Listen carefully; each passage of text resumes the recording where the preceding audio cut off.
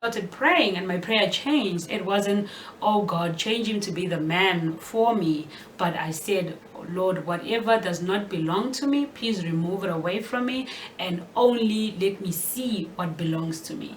What's up, everybody? Welcome back to Black and Blending. How you guys doing? What's up, everybody? Thank you so much for tuning into Black and Blending for yet another video. If you're new to the channel, please do consider subscribing below, turning on the notification bell so that you are notified every time we post a video.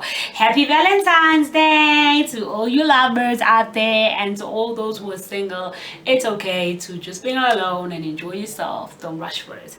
Anyway, so today we have another video that was requested by one of our subscribers. She is going through some things.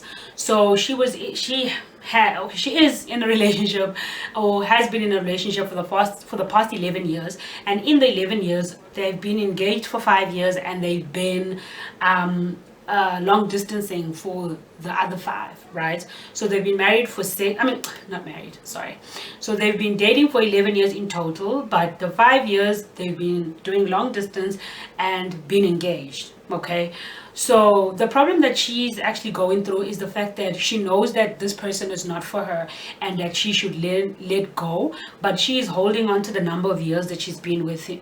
So she keeps crying on the fact that she spent 11 years with this person. She's so comfortable with this person and she is not ready to let go and start afresh, right? So and it's common out there, you know, we put our hearts and souls in relationships and hope for the best, but then when things go sour or when things go bad, and you see so many red flags that are telling you to get out of the relationship, but you think of how much time you've invested and the energy and everything that you've put into this relationship, and you just feel like, you know what, I'd rather stay because I've put in so much than for me to go and start over, right?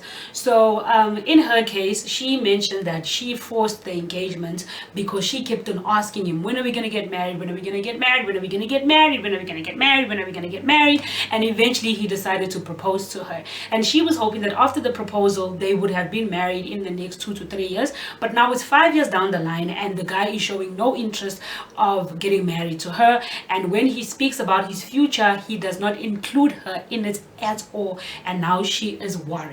Okay, so when she came to me, I did mention to her that first thing, you already know what to do, right? The second thing is, when you go to somebody, you obviously trust their opinion and you trust the person themselves, or at least you kind of trust them or believe that they would give you the best advice. And whatever I advise you right now, you would choose to either do it or not to do it. But for me personally, I'll tell you that 11 years is a lot of time. 11 years is a lot of time invested and a lot of energy, but you wanted to end at 11 years if a relationship is not, if a relationship is not worth it. You don't want to be in a relationship where you don't see any growth. You understand? You're still the same person, because she mentioned to me that she still feels like she's that 16-year-old girl that met this guy. You understand? And now she feels like she's trapped in this body of hers. So she mentioned that the mistakes that she did in the relationship from the beginning is that because he was older and she was younger, she felt she should always be the one to apologize. So it continued for like almost 8 years. So she's always been apologizing. And then for the past 4 years, she then has been trying to make him see his faults and apologize. But then he's been coming at her with, you're listening to your friends, you're not doing what you're supposed to do, and he like controls everything that she does, from what she wears, where she should be, which friends she should be with, and stuff like that. So she tells me that she already knows it's unhealthy, and she already knows that she shouldn't be in this relationship, and she doesn't see a future with this person anymore. But the 11 years, the time, the energy, she just can't seem to let go of all of that and start afresh, because this person was the first boyfriend that she's ever had, And I was just like, it's funny, right? Because I myself have been through some shit. You understand? I was also in a toxic relationship where I was emotionally abused, and then it finally got to physical abuse, and then that's when I was like, I can't do this anymore. My dad never hit my mom, my siblings have never hit me, so I'm never gonna allow another man to come and touch me. So then I had enough already, but I just couldn't go. So that abuse kind of was like it's like open the gate for me to just walk away, and I did it. And if I did it, she could do too. You understand? So what I was trying to tell her is that you don't want it to be to you don't want it to get to 12 years, to 15 years, to 20 years, and you keep regretting it. And on top, and then at the end of everything, you get married to this person and you are unhappy. You know, a lot of us, what we do is we get comfortable and we are scared of change. There's nothing wrong with change. You understand? Change is always good because you are leaving behind a place that was not for you. The last thing you want to do is be in a relationship where you are begging for love, because that's what she's doing. He's already showing her that he wants nothing to do with her. He doesn't want her in his future, because when he plans, he doesn't include her in it, right? So you are sticking with somebody who's telling you that my future does not include you. So where are you going? Like, why are you pushing? Why are you even counting years? I'm not saying that counting your 11 years means everything goes away, or that you deciding to leave this relationship, all of a sudden you this mighty warrior, you're not gonna, your heart's not gonna break, and when you see him, when you go to familiar places that you guys used to go together, it's not gonna hurt. It's gonna hurt you, but you're gonna know that you deserve better, and it's time for you to go and get that better. You cannot do that if you are holding yourself back by being in a place because you once felt love for this person, or they once loved you. You understand? Love is a choice that a person chooses to do every day. I choose to love my husband every single day. He chooses to love me every single day, even when I'm ugly. You understand? So I feel as if let's stop counting the amount of years you've spent on a person and start thinking about how much better it could be. You know, a relationship is not supposed, like, love is not supposed to hurt, right? Love is not supposed to hurt. Love is supposed to protect you. Love is supposed to guide you. Love is supposed to strengthen you, motivate you. Love is supposed to love you. But when these things are not there, if you cannot count on your partner, who are you going to count on? Because this person is, you share everything. You understand? So why can't I count on you when I'm down and out? You need to learn to let go. And even though it hurts, just learn to dust yourself up, get up and move forward. Your soulmate might be next to you. Your soulmate might be watching you go through these things. Your soulmate is just sitting there waiting for you to realize that you don't belong there and you belong with them. But you're too dumb to see it because you're so worried about 11 years. You're so worried about 6 years. You're worried about 5 years, and you are afraid to start over again. There is nothing wrong in starting over again. I repeat, there is nothing wrong with starting over again. The only thing that is holding you back from your true potential, the only thing that's holding you back from you getting the love that you deserve and being the person that you are, is you, because you are afraid to change. You are afraid of change, and that should not be the case.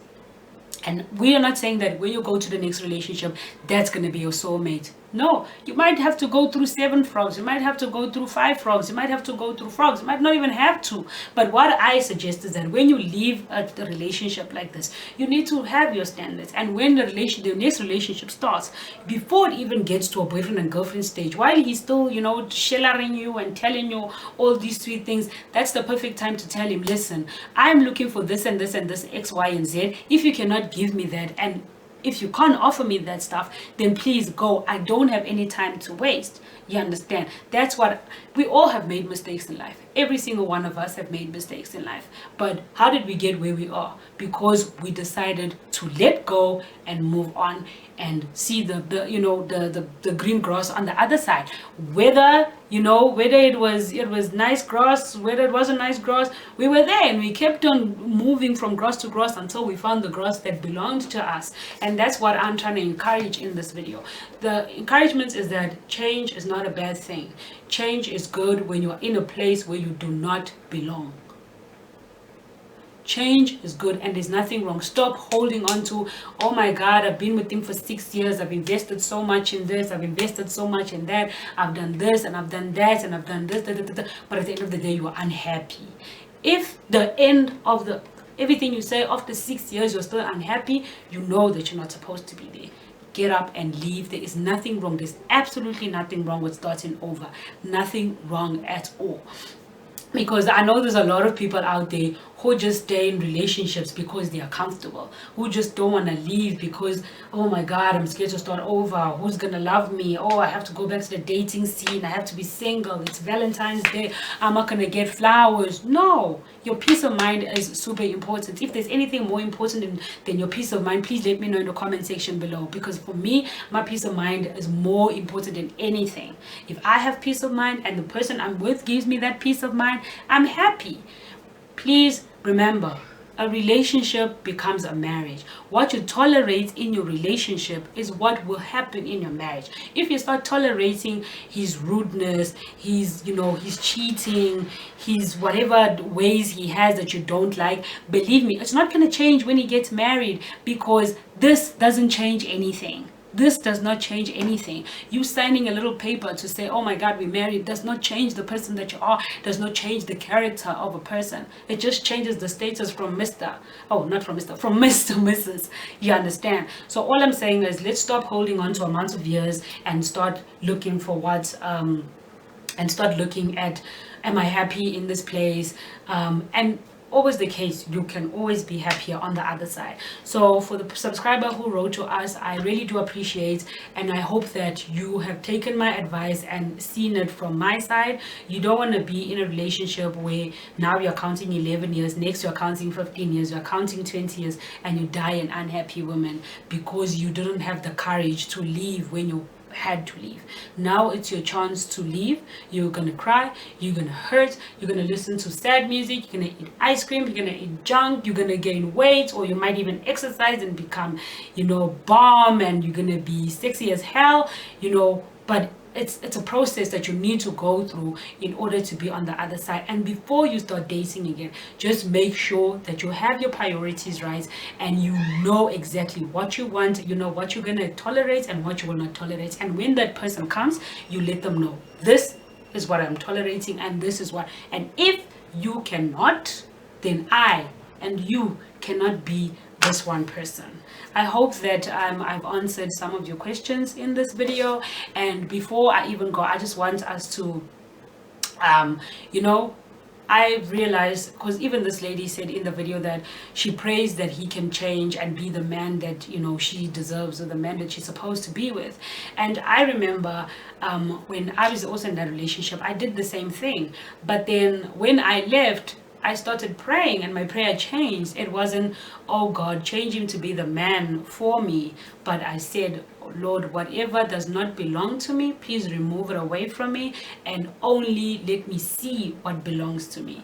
Because in that case, you're showing that, okay, I don't want to be praying for something that is not mine. I want to pray for something that will come, that will be mine. So we need to trust in the God that we pray to, that he has never failed us and he will not start now. So you need to learn to let go and let God take control and give you the person you deserve. And remember, you never know where your soulmate is. It might be next to you, in front of you, behind you, in a taxi, in China, or wherever they are, right? So yeah, guys, I hope I answered some of your questions. Please leave a comment in the section below. Have you been in a relationship where you couldn't let go because you had invested so much time and energy, you were so comfortable and you didn't know how to leave? How did you leave if you were? And what are some advice that you guys can add for this subscriber of mine? But thank you so much for tuning in once again. This is Black and Blend saying, if you're new to the channel, please don't forget to comment, like, share, and subscribe to the channel. Mwah.